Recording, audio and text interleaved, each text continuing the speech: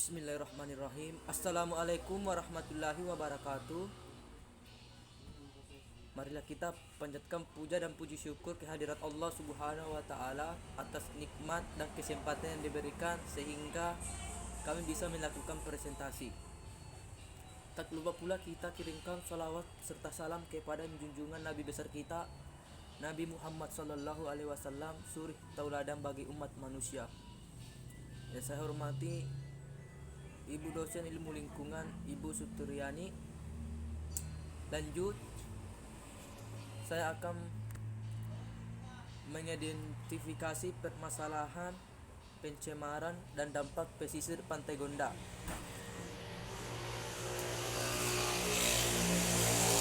Lingkungan Pantai Gonda yang terletak di sebuah desa Laliko, Kecamatan Campalagian, Kabupaten Polewali Mandar, Sulawesi Barat. Desa Laliko merupakan salah satu wilayah di Polewali Mandar yang sebagian besar penduduknya bermukim di daerah pesisir.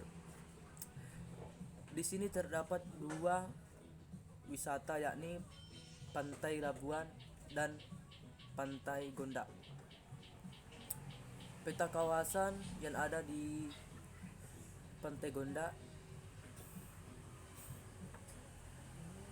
Batas wilayah Pantai Gonda yakni sebelah utara Desa Suruan, sebelah timur Desa Lapeo, sebelah selatan Teluk Mandar, dan sebelah barat Desa Bala. Permasalahan lingkungan. Masalah utama yang kami kaji di daerah ini yaitu permasalahan sampah laut yang menjadi masalah serius akhir-akhir ini. Karena masyarakat yang ada di sini, tepatnya di lingkungan di Pantai Gonda, banyak membuang sampah sembarangan, dan bukan hanya penduduk tapi pengunjung yang sering meninggalkan sampah tanpa memikirkan risiko yang terjadi pada Pantai Gonda.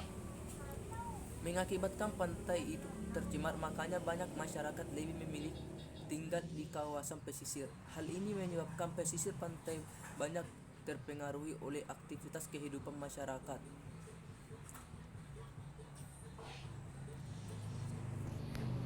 Inilah contoh-contoh kondisi hutan bakau yang rusak dan sampah-sampah yang dibuang sembarangan oleh pengunjung dan masyarakat sekitar.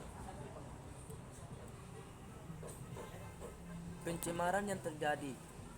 Gambar 1,2 kondisi hutan bakau yang rusak.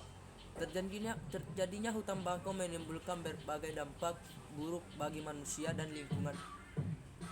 Namun faktanya, banyak hutan bakau yang telah rusak. Jika laju pengundulan hutan bakau terus dibiarkan, hutan bakau akan semakin rusak. Gambar 1,3 kondisi sampah yang berserakan di pinggir laut. Dampak ketiga dari adanya sampah yang ada di laut dari hari ke hari semakin tak terbendung. Hal ini menimbulkan kerusakan luar biasa pada kehidupan laut. Selain mengotori lautan, sampah juga termakan dan meracuni hewan-hewan laut. Gambar 1,4 kondisi jalan yang buruk. Kondisi jalan yang buruk sangat berbahaya bagi pengendara, khususnya kendaraan roda 2. Untuk itu, kami mohon kepada pemerintah daerah pengendara untuk bisa secara memperbaiki jalan tersebut. Faktor penyebar permasalahan. Pertama, permasalahan sampah laut yang menjadi masalah serius akhir-akhir ini karena masyarakat yang ada di sini, tepatnya di lingkungan di Pantai Gonda, banyak membuang sampah sembarangan, dan bukan hanya penduduk tapi pengunjung yang sering meninggalkan sampah-sampah tanpa memikirkan resiko yang terjadi pada pantai. Yang kedua, konversi hutan mangrove park yang kurang memperhatikan faktor lingkungan. Kerusakan hutan bakau menimbulkan berbagai dampak buruk bagi manusia dan lingkungan. Namun faktanya banyak hutan bakau yang telah rusak. Jika laju pengundulan hutan bakau terus dibiarkan, hutan bakau adalah semakin rusak. Penebangan yang berlebihan. Dampak ekonomi yang muncul dari penebangan liar bukan hanya karena kerugian finansial. Dampak akibat hutan gundul, hilangnya pohon akan tetapi lebih berdampak pada ekonomi dan arti luas, seperti hilangnya kesempatan untuk memanfaatkan keragaman produk di masa depan.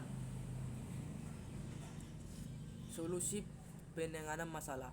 Adapun solusi yang dapat kita berikan bersama dengan pemerintah setempat untuk menangani beberapa masalah tersebut di wilayah pesisir Pantai Gonda, yaitu solusi yang baik untuk permasalahan lingkungan yang terjadi lingkungan pesisir Pantai Gonda Mangrove Park, yaitu seharusnya masyarakat yang ada di sekitar lingkungan Gonda menyadari akan pentingnya kebersihan pantai yang ada di daerah tersebut.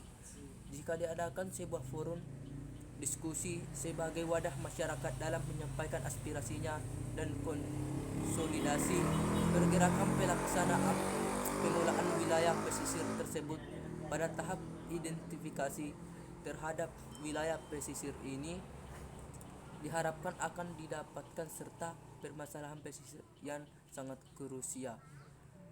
Secara khusus permasalahan kerusakan hutan, kerusakan wilayah pesisir dan mangrove yang terjadi ini tidak hanya terjadi karena ulah masyarakat yang membuka lahan tambak dengan menggunakan wilayah hutan mangrove.